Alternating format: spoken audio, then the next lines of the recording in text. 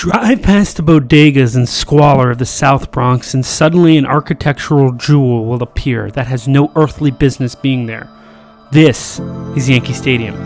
On game days, you'll see a team whose uniforms are exactly the same as they were 100 years ago.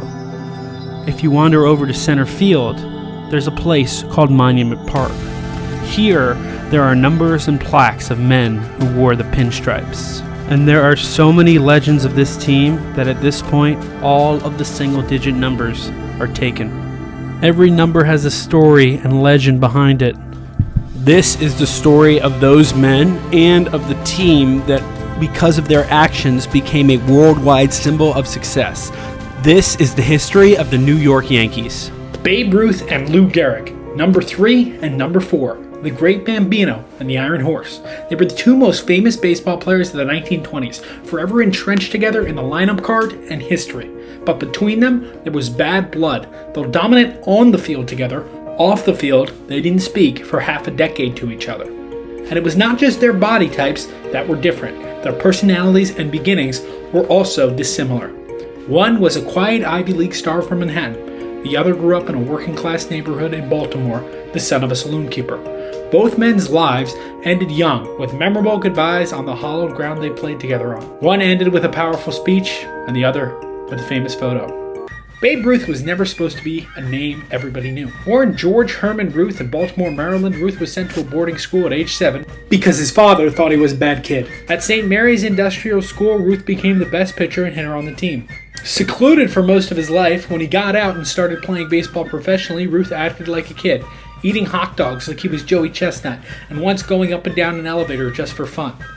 For his childhood wonder, he was given the nickname Babe, and it stuck. Lou Gehrig was born in Manhattan, the son of German immigrants. He was the only one of 4 children to survive infancy. Gehrig went to Columbia for college and studied engineering. Then, baseball scouts discovered him, and he signed with a minor league team. When he arrived with the Yankees, he was a pinch hitter behind first baseman Wally Pipp. Babe Ruth was succeeding as a pitcher for the Boston Red Sox. He won 3 World Series for the team and established himself as one of the best pitchers in the American League. He was beloved by fans, but he was less beloved by teammates and Red Sox management, who would sometimes have to pick him up before games after a night on the town. One time, Ruth stayed in a house by a lake in Sudbury, Massachusetts on an off day. He got super drunk and threw a piano in the river by the house he was renting.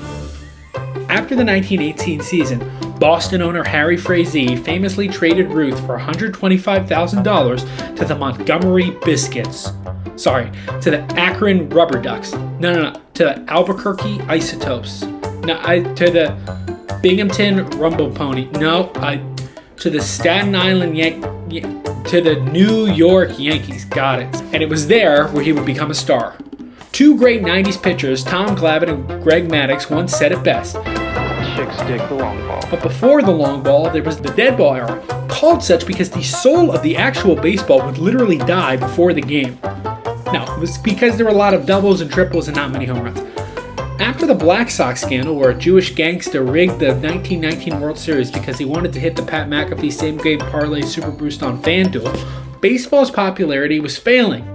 Along came the Babe, now on the most popular team in the country, and converted to a hitter. Despite Ruth's work ethic, background, and body type, the Babe could mash. He hit 54 home runs in 1920, and the next closest hitter in the league hit 19. Lou Gehrig took the field for Wally Pipp on June 1st, 1925.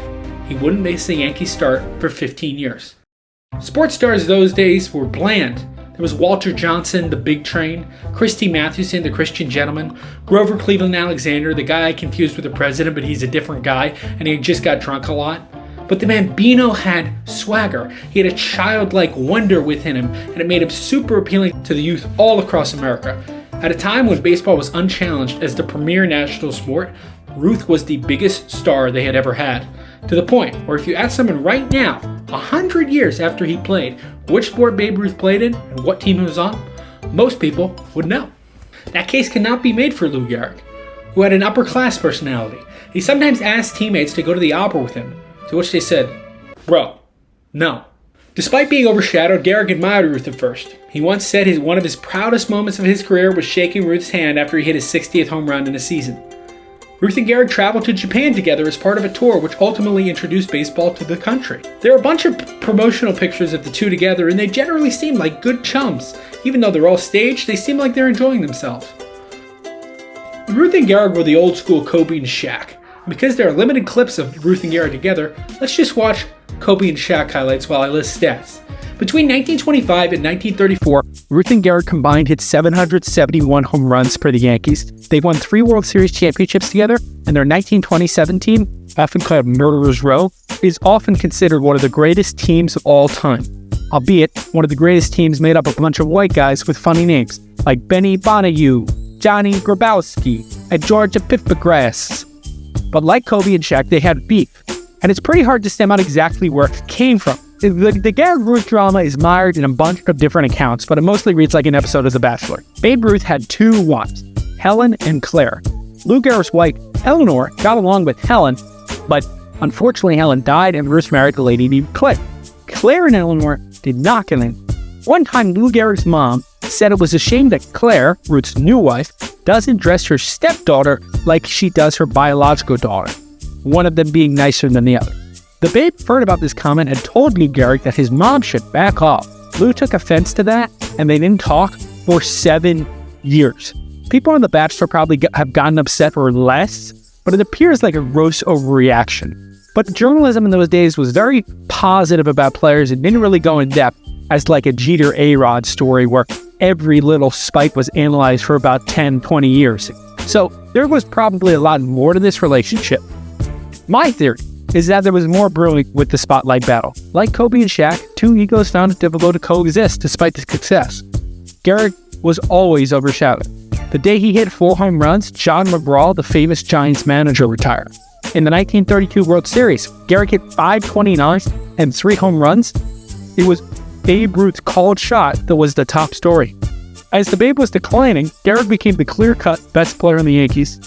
In 1934, Babe Ruth actually wanted to transition to managing the Yankees, when instead they hired Joe McCartney. Ruth ultimately went back to Boston, the Boston Braves, where he became a great trivia answer on the question, which team did Babe Ruth finish his career on?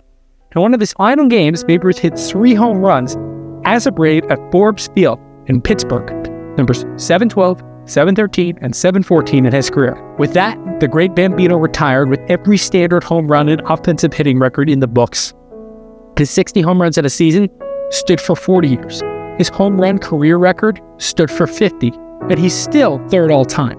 The Sultan of SWAT fundamentally transcended the game of baseball into the way it was played today.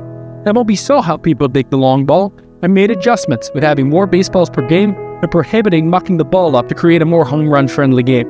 Ruth transcended popular culture, appearing in films, popularizing every product he put his name on. As he exited, he was the most famous man in America. Gehrig showed up every day for another 3 years. He won the MVP the year after Ruth retired and led the Yankees to 3 more World Series championships alongside young center fielder Joe DiMaggio. At spring training 1939, reporters observed that something with Gehrig was terribly wrong. He was tired, dragging his feet on long balls instead of resetting himself and jumping. His swing was slow. Lou Gehrig was only 35, and this dip was looking pretty dramatic. He saw a doctor who diagnosed him with amyotrophic lateral sclerosis, or ALS. Newspapers heard about this, and Gehrig took himself out of the lineup on April 30th, 1939. He said he was doing it for the good of the team. In total, he had played in 2,130 consecutive games, spanning 15 years, all of them for the New York Yankees. Lou Gehrig retired mid-season, and on July 4th, the Yankees held a Lou Gehrig celebration day, where they presented him with the trophy. Tens of thousands of people attended the ceremony, but the one who did that meant the most to Gehrig was Babe Ruth. The two hugged before Gehrig got up to the microphone, and they spoke for the first time in 7 years. When I was a kid, I used to watch MLB Network, and they would always play clips of this speech. With the echoing microphone and the drama on his face, it sounds epic, and it feels epic, but I didn't really know what it meant. But the more you look into it, the more inspiring this speech becomes. Lou Gehrig had been diagnosed with a degenerative brain disease. His death was a foregone conclusion and a tragedy. To the New York faithful in the crowd, He'd been a quiet hero for almost 20 years, and he's not sad or regretful in the face of this. Today, I consider myself the luckiest man on the face of the earth.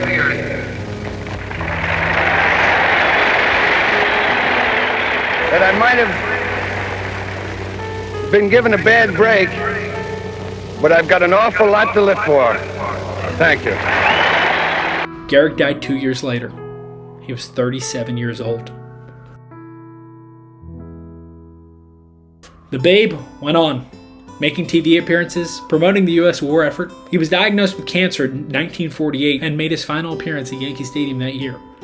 It was there where a famous photo called The Babe Bows Out was taken. Most photographers were shooting the Babe's arrival onto the field for the ceremony from up front, but reporter Nat Fine wanted to get the Bambino from the back. The image evokes a figure mired in the shadow of what he's built. Without his aged face visible, we can see the glory years almost unfolding again, but his posture shows he's old and weary. The era of Ruth is over. He needs to use his great weapon, the bat, which he walloped 714 home runs with, as a cane. Bowing to the fans who created his legend and showcasing the stadium, which would become known as the house that Ruth built. Babe Ruth died 2 months later. His body would lay in state at Yankee Stadium, and 100,000 people went to pay respects.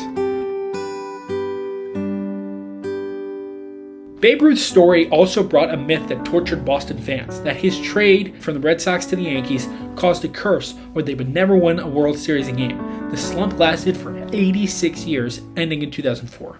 As part of an attempted exorcism, many New England residents attempted to dig up the piano from the river in Sudbury that Ruth had thrown in on his off day without success. Lou Gehrig's streak of 2,130 games was broken in September 1995 by Cal Ripken Jr. Major League Baseball celebrates Lou Gehrig Day every June 2nd, the first day that Gehrig started his streak, to raise awareness for ALS. At Yankee Stadium's Monument Park, the two numbers that were worn by Ruth and Gehrig lay together, number 3 and number 4. We look at sports now through jaded lenses. Today's athletes have swagger, attitude, and we're aware of all their flaws. Our grandfathers might tell us about the good old days when stars were quiet, perfect, and noble. No one exemplifies this myth better than Joe DiMaggio. He was on the perfect team at the perfect time, with a perfect swing and a perfect wife. But in the end, after all the fame and success, Joe DiMaggio ended up alone.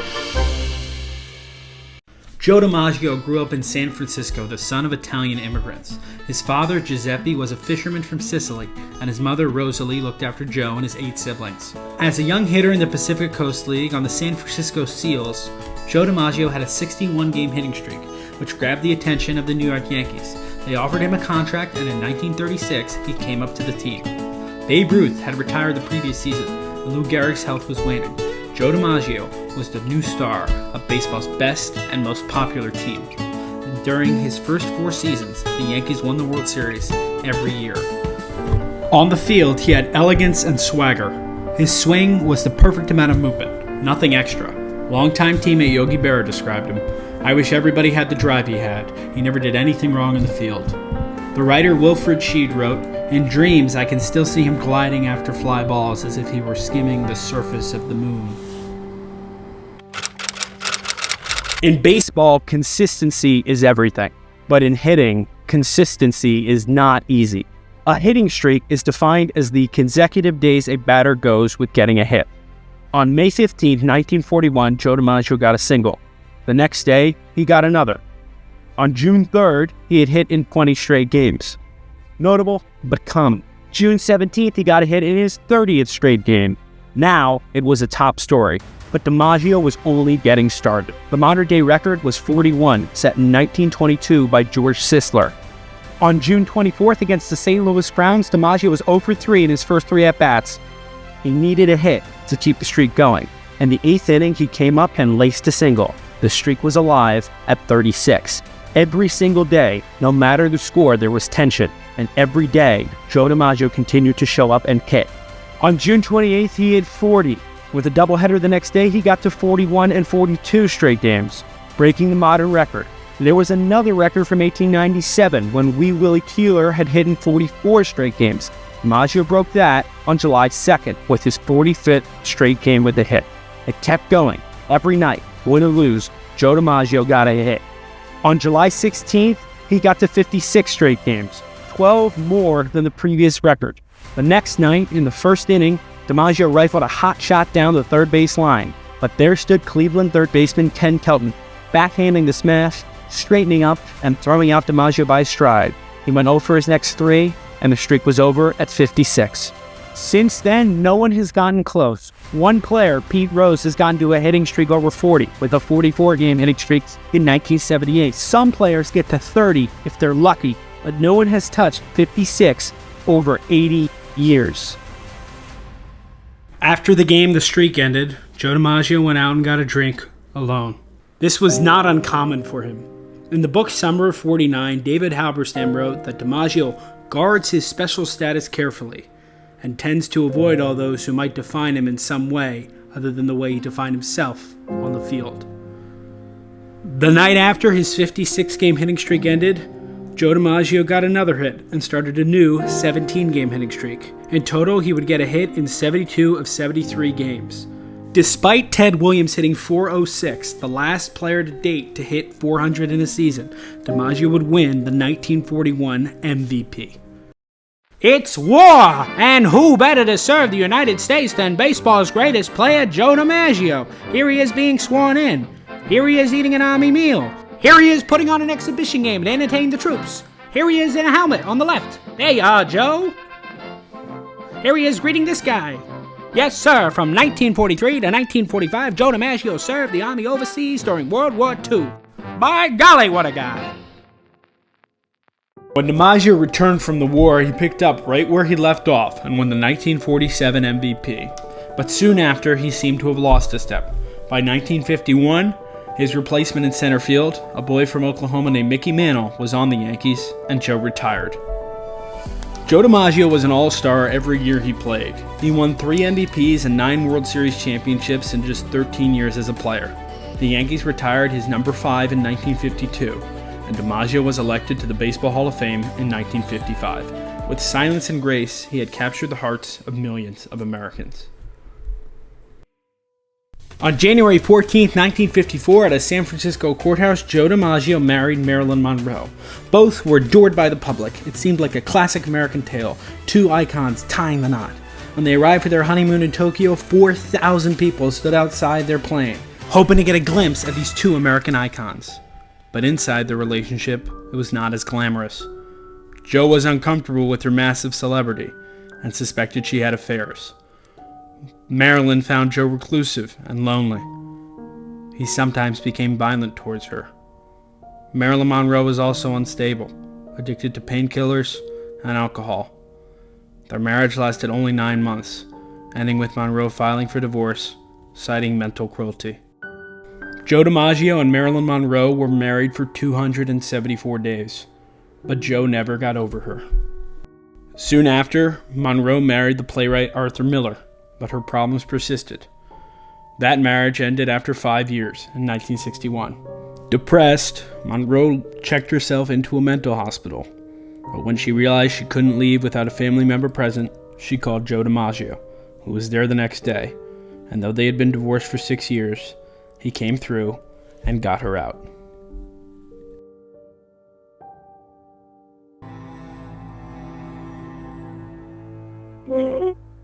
On August 5, 1962, Marilyn Monroe was found dead in her bed. A toxicology report revealed she had poisoned herself and overdosed. She was 36 years old. Joe DiMaggio was heartbroken. He took control of her funeral, barring many celebrities and movie executives from attending, making it a funeral for only close friends and family to mourn in private.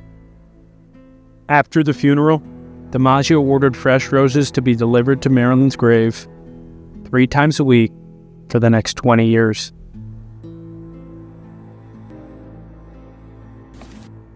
I'm going to show you how to make the best cup of coffee you ever tasted in just seconds with Mr. Coffee Automatic Drip Coffee Maker. Coffee in here, cold water here. It's the fastest coffee maker you can buy. After Marilyn Monroe, Joe DiMaggio never remarried. He would do ads for Mr. Coffee and the Bowery Savings Bank, but he was lonely. Esquire writer Gay Tallies described DiMaggio's retirement life in his famous piece, The Silent Season of a Hero. Tallies goes through a day in the life of Joltin' Joe. He hangs out at his bar. He has friends, but not many good ones. Overall, it's a piece about a man who does a lot of things alone. Artist Paul Simon captured the spirit of the man in his famous song, Mrs. Robinson. Where have you gone, Joe DiMaggio? Our nation turns its lonely eyes to you. Joe DiMaggio died on March 8, 1999. No one more embodied the American dream of fame and fortune or created a more enduring legend than Joe DiMaggio. The New York Times. Writing for the New York Times himself the day after DiMaggio's death, Paul Simon wrote about the theme of heroism. We need heroes. We search for candidates to be anointed. But why do we do this, even as we know the attribution of heroic characteristics is almost always a distortion? Deconstructed and scrutinized, the hero turns out to be as petty and ego-driven as you and I. The fame and idolatry, poison and injure. There is no doubt in my mind that DiMaggio suffered for being DiMaggio. Paul Simon. But even though he suffered, the myth remains, and in America, our heroes must live on. At an old-timers day in 1989, the New York Yankees saved Joe DiMaggio's introduction for last. Ladies and gentlemen, baseball's greatest living player, the Yankee Clipper, Joe DiMaggio. Hello there, everybody. I'm terribly privileged to have the honor to once again call from the dugout, number 7, Mickey Mantle.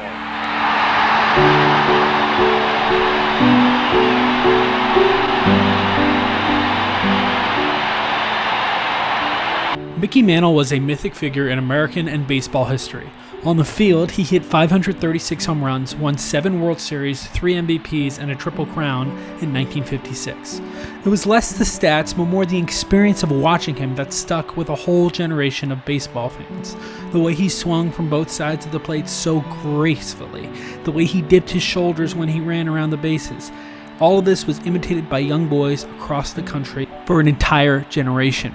That number 7 just fit so perfectly, and he looked so good.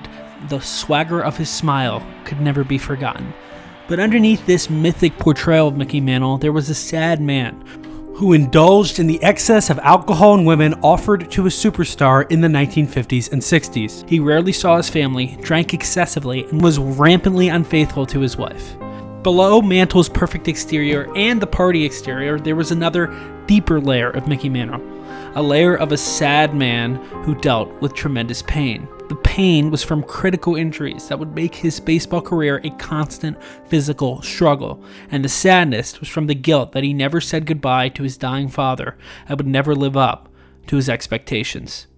I don't get close to people or something. I'm weird, I guess, but I need to tell them I love them. I always had the sense that there was a sadness about you. In retrospect, was that true? Yeah. Travel to Mickey Mantle's hometown of Commerce, Oklahoma today, and you can still visit his boyhood home. When Mickey Mantle came up for the Yankees in 1951, it was the perfect American story. Here was a photogenic white country boy coming to the big city to succeed Ruth, Gehrig, and DiMaggio. Journalists made Commerce this perfect small-town American place where the Mick grew up. The Oklahoma kid, the Commerce Comet, had made it to the big leagues and put on the pinstripes. But in reality, for young Mickey Mantle, Commerce, Oklahoma was much different. His family was poor and worked in the zinc mines, which made them deathly ill. All of Mickey's uncles died before the age of 40 when he was young. Mickey's dad's mutt was brutal on the young kid and demanded he practice baseball all the time. Nothing he did was ever good enough. There was always another aspect of his game to criticize. At 19, he got to escape Commerce and was called up to the New York Yankees, where he had big shoes to fill. Ladies and gentlemen, Mickey's predecessor in center field as well as in the Hall of Fame, the Yankee Clipper, Joe DiMaggio. Joe DiMaggio hated Mickey Mantle. He hated him here in 1969 at Mickey Mantle Day, and he hated Mantle when he came up in 1951 looking to replace him.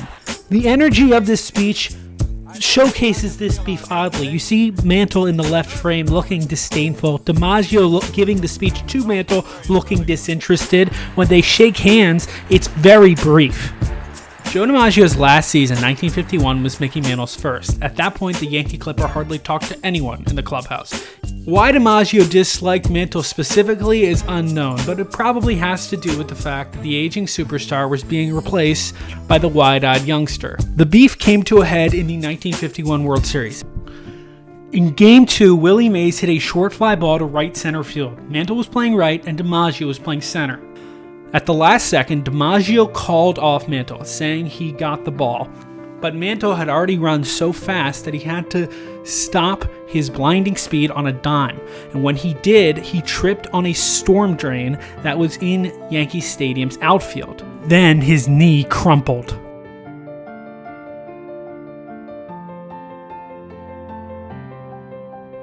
Mantle laid on the ground for a solid 30 seconds as the game stopped and the Yankee crowd was stunned in silence. Joe DiMaggio just watched and then told him, quote, "They're coming for the stretcher, kid." It was the first conversation they had had all season, and it would be their last as Mantle sat out the rest of the series. For the rest of his career, doctors now speculate that Mickey Mantle was playing baseball on a torn ACL that happened during this incident.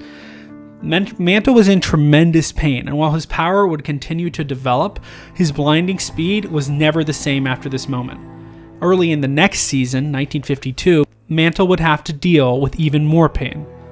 One of the things I learned at Betty Ford's, they have programs, that teaches you why you're depressed and things like that. And one of them was that I've always felt like I wasn't there for my kids, like my dad was for me.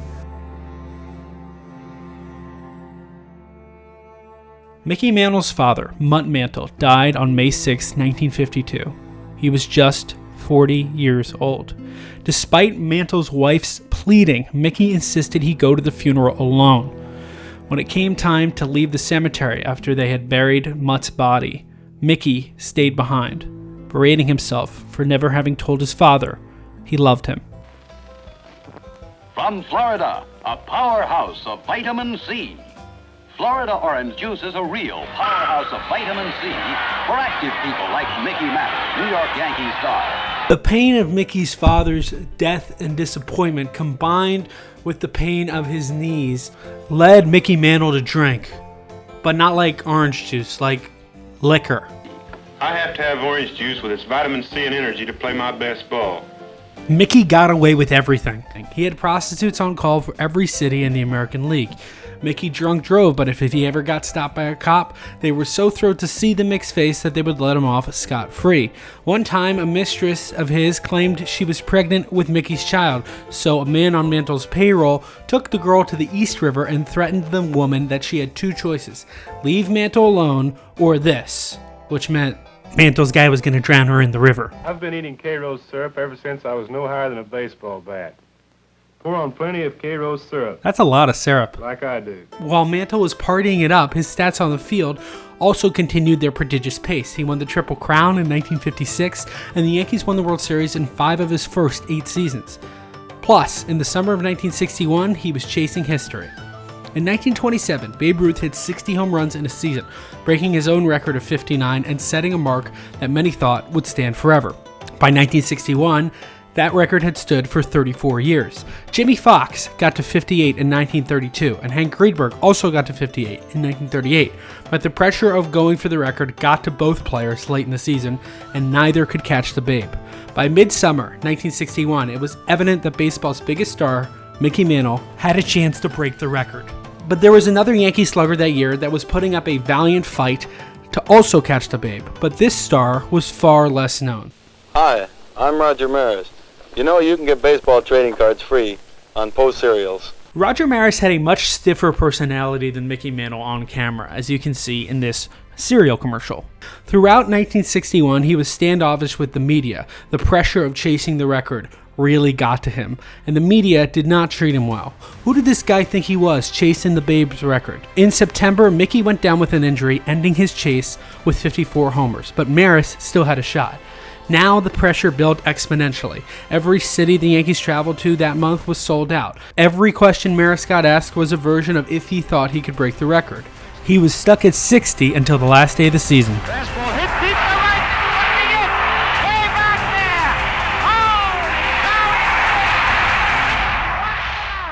there. Later in life, Maris was quoted as saying, "It would have been a hell of a lot more fun if I hadn't hit those 61 home runs." Mantle, for his part, was proud of Roger. He was always proud of his teammates.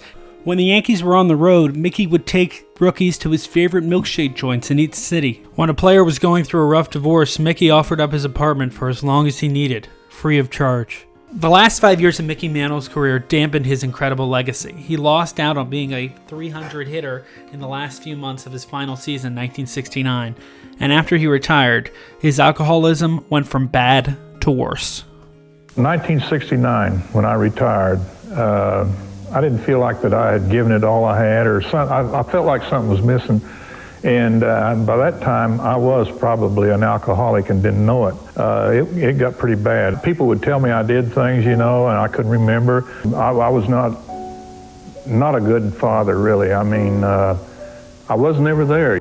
Mickey Mantle's behavior should not be condoned, but it can be understood. He was just a young kid from Oklahoma, and he inherited the coveted pinstripes with the weight of the world on him. He had self-worth issues, and there was no consequence to indulging in the excess available at that time. I did drink a little too much or something. It kind of relieved the tension that I felt within myself, maybe because I hadn't been what I should have been. Because you hadn't been the ball player you felt you should have been. Or the daddy. Over the course of his retirement, Mickey slipped further into alcoholism, eventually checking himself into rehab in 1994. There's a lot to admire about Mickey Mantle, his 536 homers, 3 MVPs, and 7 World Series rings. But perhaps most admirable was Mickey Mantle admitting that he needed help when he had already lived over 60 years without seeking it. I had teachers have their class little kids write me letters, third and fourth graders would write a letter, say, "Mickey, we're glad you went out there, I really didn't realize until I started getting those letters what I did mean to some people. Mickey Mantle died on August 13th, 1995 from liver cancer. He was 63 years old. He wanted his tagline on the plaque with his number 7 in Yankee Stadium's Monument Park to start with one line: "A great teammate." I had a hard time making this video because it was difficult to reconcile 3 different versions of Mantle that I saw when I researched him. First, there was Mantle the ball player. Then there was Mantle the alcoholic, absent father. And lastly, I discovered Mantle the vulnerable, aging man. All these combined make a very complex person. The only thoughtful conclusion I can have is from Mantle himself on how he wanted to be remembered. I hope that people at the end will say, he turned out all right. I'm proud that I named my son Mickey. That would be nice.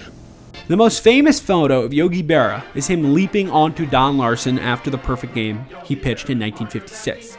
But in popular culture, Berra stayed famous for many years, his quotes becoming part of the American lexicon, his likeness being used for a cartoon bear. But being the butt of the joke often hurt Yogi. He had a brilliant baseball mind that this persona often overlooked. In 1964, Yogi Berra took over managing the Yankees and led them to the World Series. Despite a Herculean effort in the pennant race to get the Yankees to the Fall Classic, the Yankees had fired him and hired the man who beat him in the 1964 series, some guy. In 1973, Yogi Berra managed the New York Mets, a team that somehow made it all the way to the World Series with only 82 wins in the regular season. This team also lost the 7th game of the World Series, and the Mets eventually let Berra go in 1975. 10 years later, in 1985, George Steinbrenner hired Berra again to be the manager of the Yankees. However, after just 17 games and a 6-11 start, Steinbrenner brutally fired the Hall of Famer on a road trip in Texas. Berra had to travel back to the airport with the team on the bus, and as he got off, He got a standing ovation from all the players. Berra was irate at George. He thought he had promised him that he would be able to manage the team for the whole season, and here he was, fired before even a sixth of the season had ended. Berra vowed he would never go back to Yankee Stadium, as long as George was the owner of the team. Not for Old Timers Day, not for anything. He wouldn't come back unless Steinbrenner apologized. Finally, in 1998, George visited Yogi's museum. They had a very intense conversation, but George apologized and convinced Yogi to come back. On Sunday, June 18, 1999, Yogi Berra made his first visit to Yankee Stadium in 14 years. Don Larson threw out the first pitch to Berra, and the Yankees honored one of the greatest players to ever put on the pinstripes on what they called Yogi Berra Day. In the pregame ceremony, Yankees catcher Joe Girardi asked for Berra to bless his glove to call a good game. Then, David Cone went where only 17 men had gone before.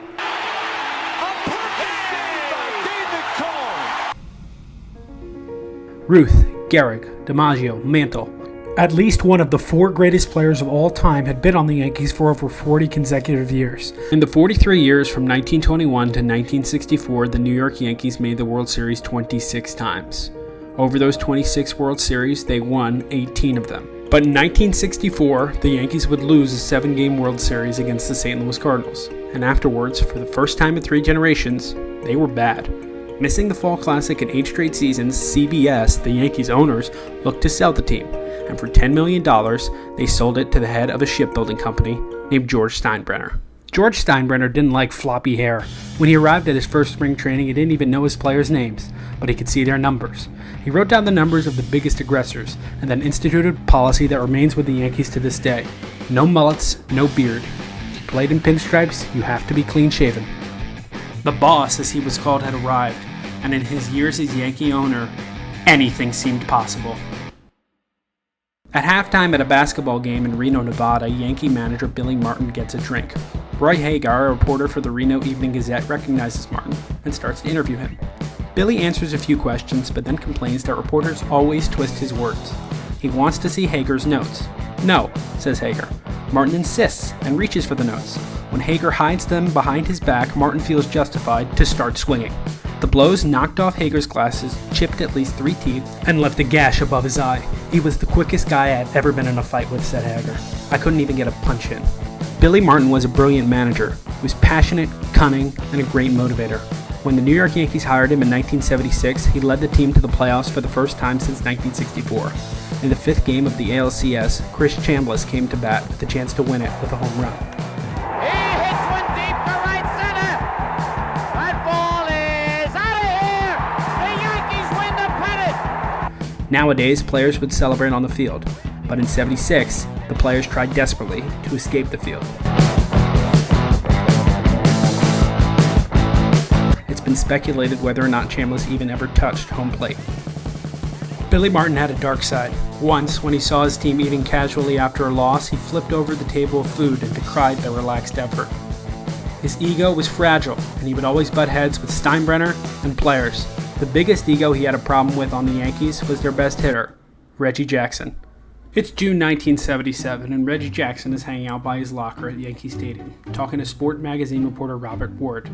Jackson was signed in the offseason by Steinbrenner to help the Yankees not only make the World Series, as they had in 1976, but win it, as Reggie had done 3 times as a member of the Oakland Athletics. You know, Jackson says to Ward, this team, it all flows from me.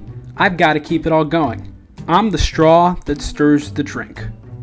Yankees captain Thurman Munson was irate with this quote. The leader in the clubhouse, Munson, thought the quote reflected a poor attitude. All the Yankees contributed to their success, not just one. Billy Martin hated it too. 1 week later at Fenway Park, Reggie didn't run after a bloop single, letting the Red Sox get an extra base. In the middle of the inning, Martin sent in a replacement for right field, embarrassing Reggie in front of millions on television. Oh, look at this. Reggie and Billy went after it in the dugout, with Billy ultimately having to be restrained from going after his own player. In that year's World Series, 1977, Reggie proved that he was a big-time star. And now outstanding World Series. 3 home runs in one game. Despite all the dysfunction, the Yankees would win the 1977 World Series thanks to Jackson's heroics. The Yankees again rushed to the dugout, trying to avoid the thousands of fans who wanted to celebrate with them. Now that was a day I'll never forget, and it helped me to get my own candy hit. Reggie, with a rich caramel center, lots of fresh roasted peanuts, and a super chocolatey covering. Reggie, the candy they named after me. Reggie, you taste pretty good. On opening day 1978, the Yankees gave out Reggie bars to every attendee. When Reggie hit a home run early in the game, fans utilized the chocolate bars in a different way than intended. Thousands threw their chocolate bars onto the field, causing a significant delay.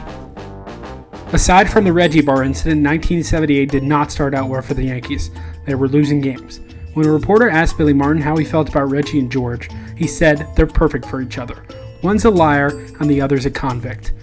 The liar being Reggie and the convict meaning George. A reference to when George Steinbrenner made illegal contributions to Richard Nixon's re-election campaign. Steinbrenner had enough. This quote, along with the aforementioned fight in Reno, caused him to make a change. In June 1978, Billy Martin was fired for the first time.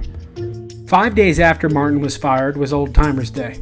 Steinbrenner had thought the Yankees needed to change and signed manager Bob Lemon to a contract through the 1979 season. However, in a totally unprecedented move, Steinbrenner had Yankees public address announcer Bob Shepard make an announcement at Old Timers Day. That the manager of the Yankees for the 1980 season and hopefully for many years after that will be number 1, Billy Martin.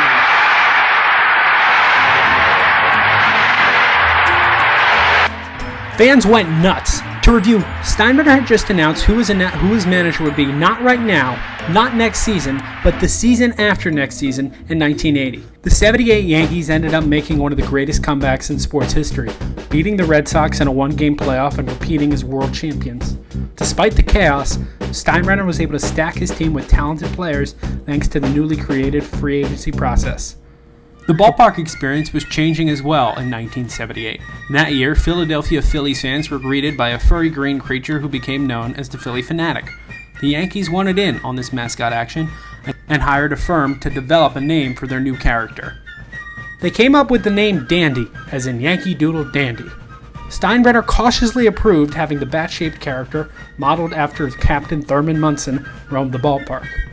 But later that year, the Yankees outfielder Lou Piniella got in a fight with the San Diego Chicken. "Mascots don't belong on the field," said George. When Dandy made his debut, he was relegated to entertain fans only in the upper deck. Bob Lemon was fired early, and Steinbrenner's plan for Martin to return in 1980 was moved up to the summer of 1979. At a road trip in Minnesota that year, Martin beat up a marshmallow salesman named Joseph Cooper. After researching this incident extensively, it is clear the only reason that Martin beat him up was the fact that he was a marshmallow salesman. On August 1st, 1979, the New York Yankees were in the heat of the pennant race when they won 9-1 against the Chicago White Sox. Throughout all the chaos of the last 3 years, with an owner, manager, and star player all bickering in the press, Thurman Munson had kept everyone at ease. He was a veteran presence who had won 3 Gold Gloves behind the plate and the 1976 AL MVP. In order to tend to his family in Ohio, on off days, Munson had begun to learn how to fly. New York Yankees catcher Thurman Munson was killed today in the crash of a small airplane at the Akron-Canton Airport in Ohio. Reports were 2 other people were in the small plane with him. The plane belonged to Munson. He had bought it recently and was learning to fly. The air controller said it had been making practice takeoffs and landings when it crashed about 1,000 feet from the runway. Thurman Munson, dead at the age of 32.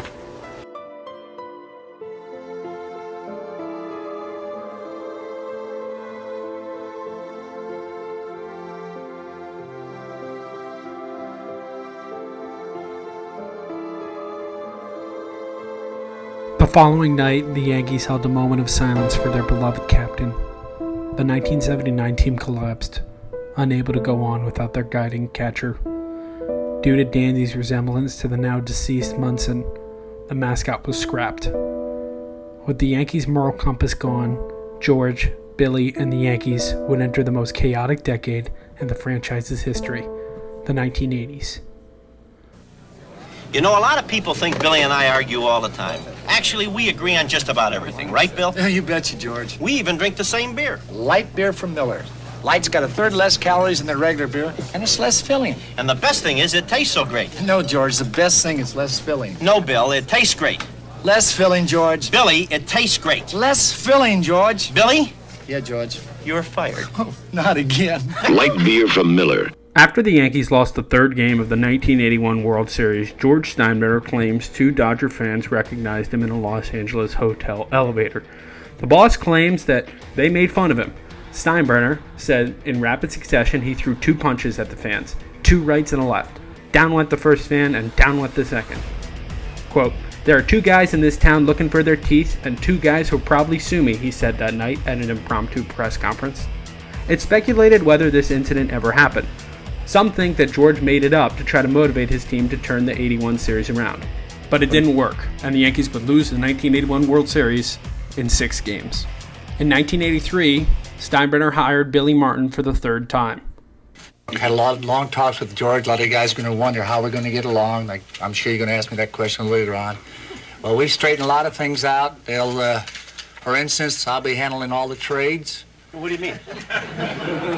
There'll be no phone calls in the dugout. What do you mean? That's not right. I'm handling the trades. That isn't the way we say I it, have the George. right to call you in the dugout. And that's not the way it's going to be, George. You're damn right it is, and if you don't like it, you're fired. You haven't hired me yet. But this time, in 1983, Martin beat up a real estate agent at a bar. He was let go again after the season. That year, in 1983, the Yankees had a new star debut, a young first baseman from Indiana named Don Mattingly.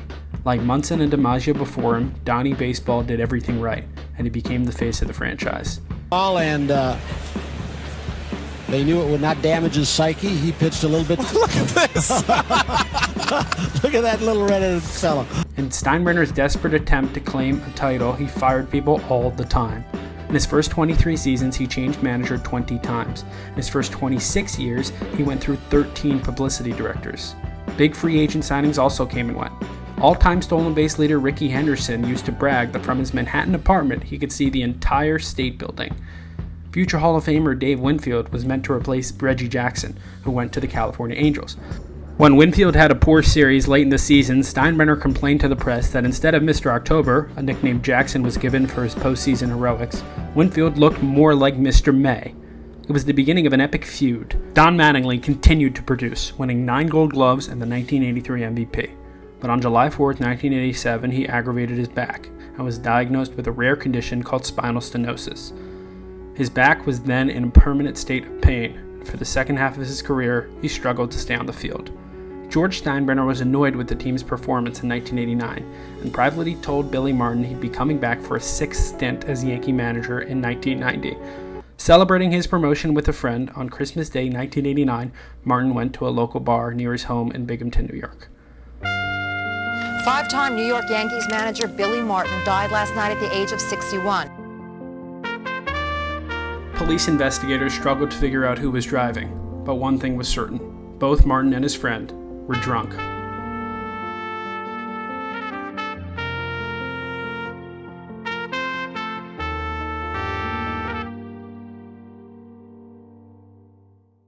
Dave Winfield felt like he was being followed, but he couldn't put his finger on why.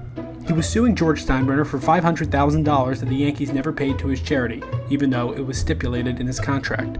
Winfield's instincts were right. He was being followed by a gambler named Howard Spira, who Steinbrenner had paid $40,000 to dig up dirt on his own star. When baseball commissioner Fay Vincent found out about this, he banned Steinbrenner from the Yankees for 2 seasons. With Steinbrenner out of the picture, the Yankees began a massive rebuild, overhauling George's common practice of trading prospects for aging stars and starting to develop new talent. GM Gene Michaels signed a player out of Panama named Mariano Rivera and drafted a young shortstop named Derek Jeter. Buck Showalter, an assistant under Billy Martin, took over the Yankee manager job in 1992 and did something no Yankee manager had been able to do in over 20 years. He kept the job for more than 2 seasons. Dave Winfield was so upset with Steinbrenner that he went into the Hall of Fame a San Diego Padre, despite having more success with the Yankees. Reggie Jackson made the Hall of Fame in 1993. The Reggie Bar was discontinued in 1981. Billy Martin was one of the winningest managers in MLB history, but efforts to vote him into the Hall of Fame failed. Nobody remembers Dandy existed, and there have been no attempts by the Yankees to replace him with a different mascot. Lou Piniella, the Yankee outfielder who got into a fight with the San Diego Chicken, became a manager, and like his protege Billy Martin, always got his money's worth during an ejection. In a federal investigation of the Munson crash, it was found that Thurman had overlooked many essential rules of flying, including going through a checklist of all equipment to make sure nothing was off. His family settled out of court with the company who gave him flying lessons. George Steinbrenner died in 2010. His son Hal owns the team today. For the Yankees fan base, Steinbrenner's tenacity is remembered more than his antics. The good times better than the bad. The New York Yankees are the winningest team in sports history. Their generational success gives them the highest expectations any team could have. For the characters around the team, the prestige of the pinstripes is addictive. The media microscope drives egos mad. In the Bronx, if you win, it is glorious. Lose, and it's chaos. The only certainty is it's always interesting.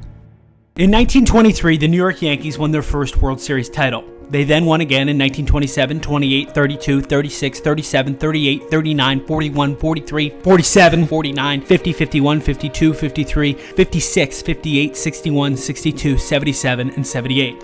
If you're not counting, that was 22 titles in 55 years. Almost half the time over a 55-year period, the Yankees won a championship. From Ruth to Gehrig to DiMaggio to Mantle, the Yankees were success in sports and culture for almost 60 years. But as the confetti rained upon the 1978 World Championship Yankees, a new era had dawned. Throughout the entire 1980s, the Yankees did not win a title, something they hadn't done over the course of a decade since the 1910s. In the 1990s, everything changed, and those glory years briefly returned. But just as it looked like they would never end, the New York Yankees endured some of the worst losses in MLB history. This was more than a baseball team. This was what New Yorkers needed after 9/11. This was the apex of a 100-year rivalry that dominated two cities. This was the most famous beef in MLB history. This is the rise and fall of the Yankees dynasty. As the Yankees' Jack McDowell took the mound in the 11th inning of Game 5 of the ALDS at the Kingdome in Seattle, he needed just 3 outs to advance the Yankees to their first championship series since 1981. Instead, McDowell gave up 2 singles, giving the Mariners runners on first and third with no one out, facing Hall of Famer Edgar Martinez. Martinez laced the ball down the left field line and both runners scored, sending the Yankees home.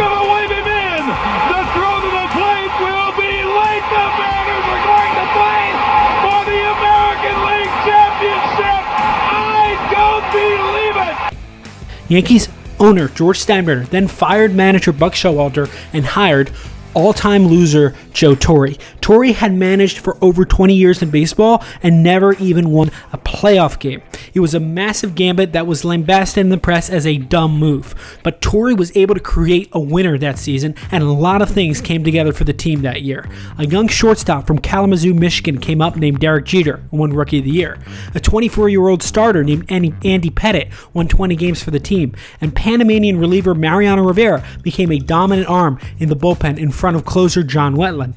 Later, this core would be joined by young catcher Jorge Posada, creating what Yankee fans would call the Core Four, a group of young players whose longevity and consistency created a consistent winner for over 15 years. But for now, in '96, the Yankees also got major contributions from veterans David Cone, Paul O'Neill, Wade Boggs, and Kenny Rogers, which took them all the way to the American League Championship Series. In that series, in the first game, the Yankees were down 4-3 at the bottom of the 8th when Derek Jeter hit a deep fly ball to right field. As the ball traveled off Jeter's bat, the Orioles right fielder settled under the ball, looking to make the catch. However, a young 12-year-old kid named Jeffrey Mayer reached over the right field railing and took the ball into the stands.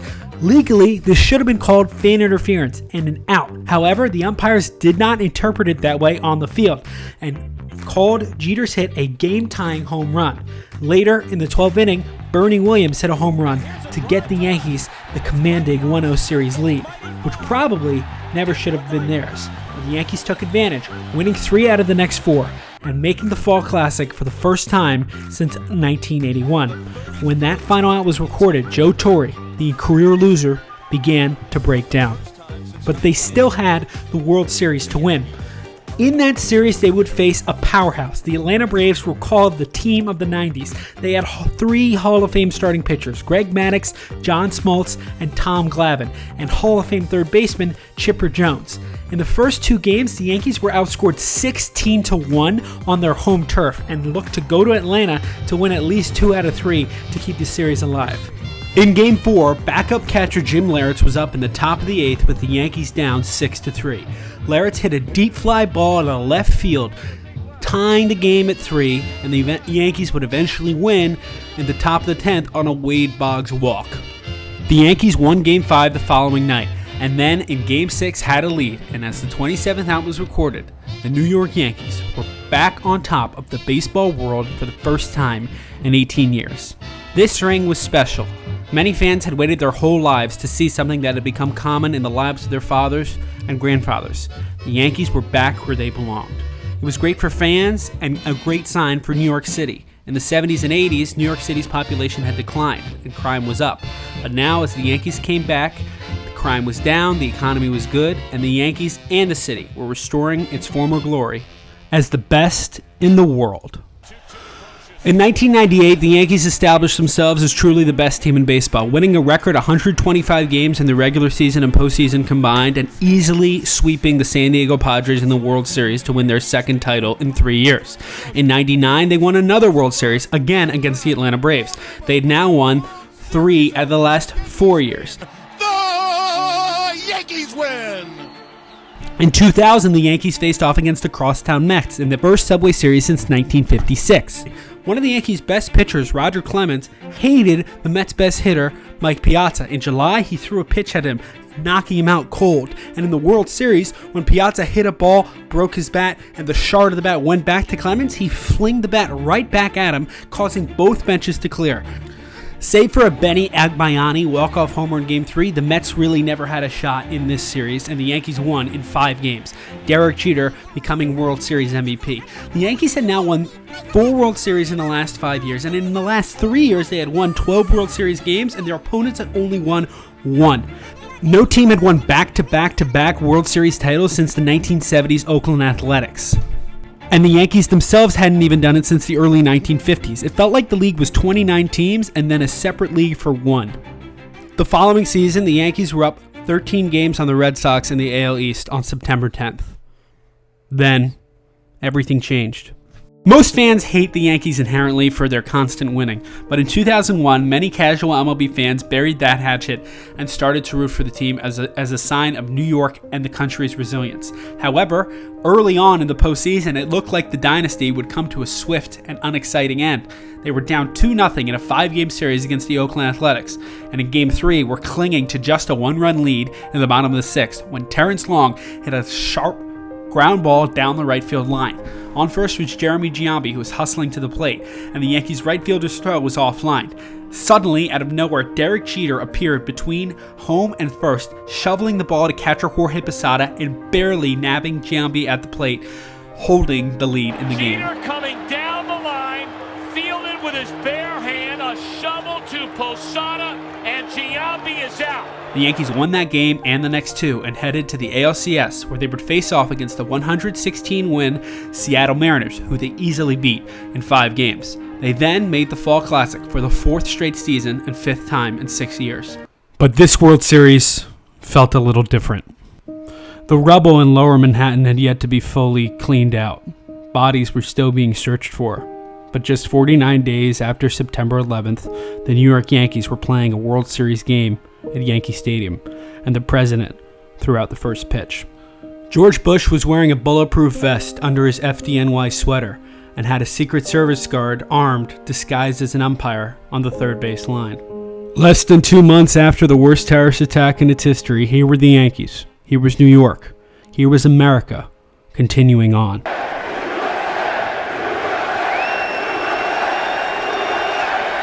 The Yankees had lost the first 2 games of the 2001 World Series. Then they'd won the 3rd game. But in the 4th game, they were down 2 runs with 2 outs in the bottom of the 9th when Tino Martinez faced Arizona closer Byung-Hyun Kim. 1 on, 2 out, pitch is swung on and drilled to deep right center. It is high, it is far, it is gone!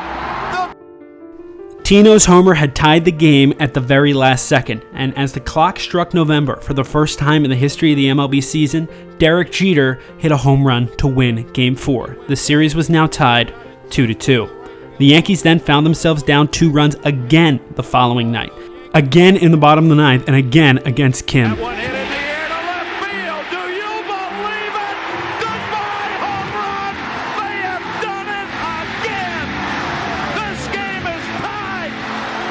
The Yankees had struck lightning twice. The Yankees then won this game in extra innings off an Alfonso Soriano single. The Yankees had gotten 2 of the greatest World Series comeback wins ever on back-to-back nights, and it was just the thing that New York City needed to feel like itself. The Yankees then headed to Arizona, needing only 1 win to win their 4th World Series in a row and 5th in 6 seasons. In Game 6, they lost 15-2, but in Game 7, Alfonso Soriano hit a go-ahead home run in one of the later innings. The Yankees had a 1-run lead, going to the best closer of all time to shut the door. But a Tony Womack double, followed by a walk to load the bases, put the Yankees on the ropes, and Luis Gonzalez got a bloop single over the head of Derek Jeter to win the Diamondbacks their first and only World Series championship. The 2001 Yankees endured a brutal and swift end. In order to get back to the World Series, the Yankees would have to come face-to-face with their most bitter rival. Ever since 1918, when the Red Sox traded Babe Ruth to the Yankees, the franchise fates had shifted for over 80 years. From 1903 to 1918, the Red Sox won 5 World Series championships and the Yankees 0. But from 1919 to 2003, the Yankees won 26 and the Red Sox 0. There was a visceral animosity among both fan bases towards each other. The Yankees were led by Derek Jeter, a classy, clean-shaven professional dedicated to winning. The Red Sox by David Ortiz, an animated designated hitter who gave the team guts and swagger. The Yankees were banned by George Steinbrenner to have beards, and the Red Sox looked like cavemen. For 80 years, things had gone the Yankees' way, and the upstart Sox were trying to turn the tide. In 2003, they met in the American League Championship Series. These two teams hated each other.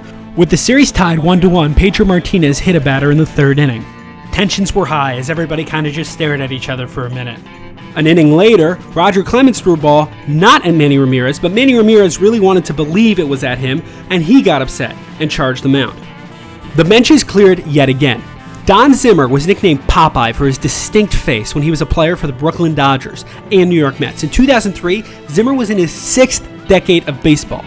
As the Yankees bench coach, he felt it was his right to go over to Pedro and give him a hard time. Pedro didn't take kindly to this and took the 70-year-old Zimmer and threw him to the ground. Pedro eventually apologized for this incident and was given the ball in the 7th game of the series, where it looked like the Red Sox were going to win and make their first World Series since 1986. They were up 5 runs with only 5 outs to go. However, manager Grady Little kept Pedro Martinez in the game, and the Yankees pummeled him, tying the score and eventually winning on an Aaron Boone walk-off homer to make their 6th pennant in 8 years. However, Josh Beckett and the Florida Marlins awaited the Bombers in the World Series and dominated the team, winning in 6 games. In the offseason, Yankees third baseman and postseason hero Aaron Boone was chilling out playing some pickup basketball, but he tore his ACL. The Yankees were now in a market for an infielder on the left side. Both the Red Sox and the Yankees felt like they needed to add things in the offseason. And the best player on the market, not the free agent market, but the trade market, was shortstop Alex Rodriguez. Ever since he entered the league in 1995, he'd been a dominant hitter. Both the Red Sox and the Yankees competed for trade offers with the Texas Rangers, but the Rangers ultimately agreed to the Yankees deal, sending Alfonso Soriano to the team. The Yankees then had a conflict on hand. They had 2 great offensive shortstops. They decided to put A-Rod at third and Jeter at short, where they would share the infield together for 10 years and ultimately end up not really liking each other. In 2004, the Yankees found themselves in the same place they'd been the previous year, back in the AL Championship Series against their rival Boston Red Sox. And up 3-0, it looked like they would cruise to their 7th pennant in 9 years.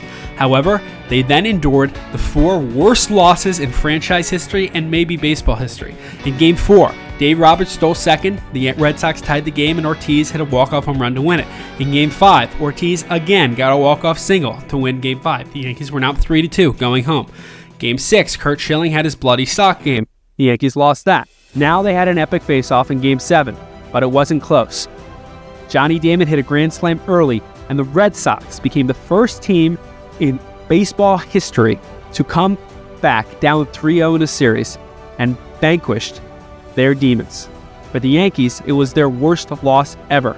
To lose on the biggest stage to their most bitter rival in a way that no one ever had and no one has since was an incredible embarrassment. They just took the worst defeat, I think, without question, the worst defeat in their history. Whenever you see a team go down 3-0 in any sport, they will put up a graphic on television which will say, 2004, Red Sox down 3-0, beat New York Yankees. This is now part of sports history. For the next 5 seasons, the Yankees always had a very talented roster but struggled in the playoffs. In 2005, 2006, and 2007, they lost in the division series. And over that time, Alex Rodriguez was the best hitter in baseball. He won the 05 and 07 AL MVP, but he was never as liked as his partner who stood right next to him, Derek Jeter. As we've discussed, Jeter was clutch. Jeter had won 4 world championships. A-Rod had never.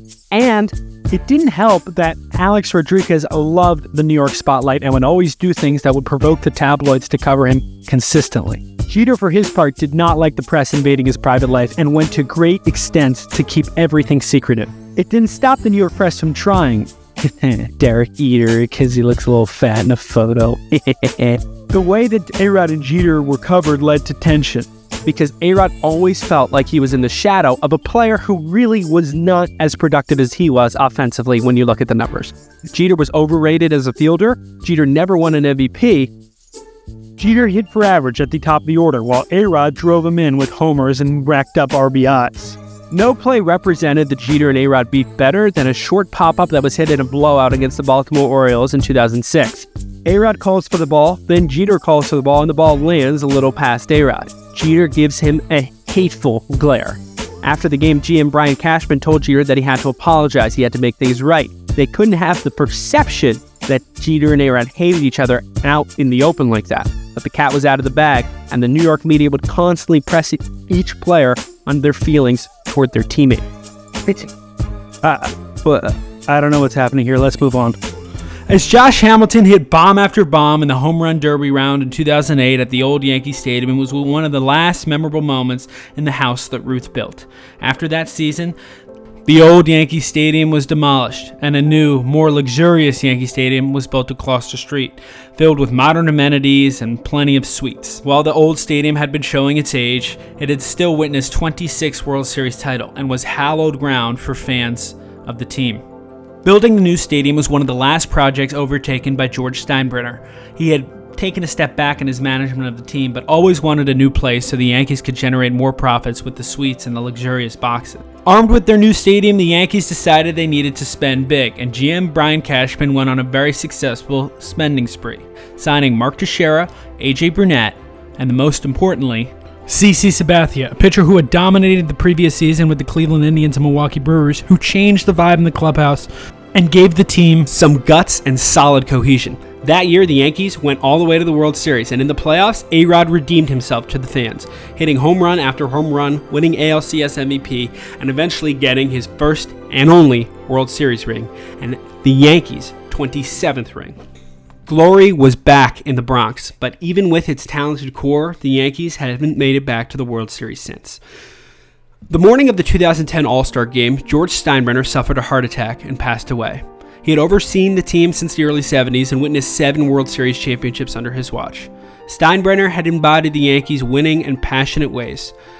In 2005, he had named Steve Swindle, his son-in-law, his successor, over his 2 sons Hank and Hal. But Swindle had cheated on Steinbrenner's daughter and was now out of the picture. The team went to both sons equally. However, his sons never really had the passion that he did, and let GM Brian Cashman call most of the shots. Rather than firing people left and right, they have mostly kept to the same staff since they were hired.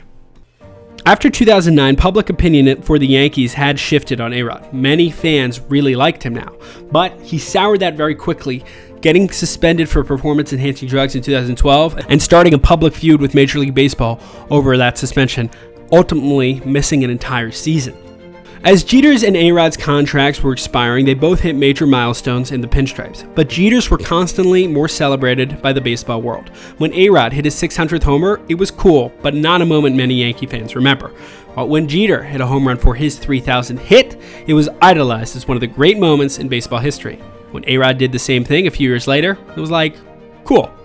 In the last game of Derek Jeter's career at Yankee Stadium, he came up in a tie game with a chance to win with a single. Jeter laced the ball the other way, and the Yankees won. Longtime Yankee broadcaster Michael Kay captured Jeter the best. Derek Jeter ends his final game with a walk-off single. Derek Jeter, where fantasy becomes reality. Did you have any doubt? For the years since Jeter's retirement, the Yankees have had some great moments. But for fans, rings are always what matters. And as of 2023, they've not been able to win a fall classic since 2009. The 5 World Series championships that the Yankees won from 96 to 09 were truly a golden age for fans. The Yankees were again the center of the baseball world, as they had been in the 30s, 40s, 50s, and 60s. Derek Jeter, Joe Torre, and Mariano Rivera went into the Hall of Fame. A-Rod is up for the first time this year and probably won't make it due to the steroids. No team has been able to win back-to-back championships since the Yankees from 98 to 2000. The Red Sox have won 3 more World Series since 2004, but the rivalry has not had the same mystique since the principal characters Manny Ramirez, Derek Jeter, Alex Rodriguez, and David Ortiz retired. 2 days after A-Rod retired from baseball, Yankees outfielder Aaron Judge was put into the lineup. In 2023, he was announced as the first Yankee captain since Derek Jeter. In the 2010s and early part of the 2020s, the Yankees have continued to have regular season success. But as of writing in 2025, they have still not won the World Series since 2009. So it turns out that sustained success was possible in this new era of baseball. The number of rings for the New York Yankees went from 22 to 27. But with the game continuing to evolve, a dynasty like these Yankees seems less and less likely from ever happening again. Why does this team mean so much? All the Yankees do is hit balls with sticks 162 times a year. But they've been doing that every year for over 100 years. And over that time, they've won more than any American sports team. It's more than just a team. It's a symbol of perfectionism that permeates American culture to this day. They connect sons to fathers and fathers to grandfathers. And every player who dons the pinstripes will forever be judged by the ghosts of Ruth, Gehrig, DiMaggio, Mantle, Jackson, Munson, Mattingly, Jeter, and A-Rod.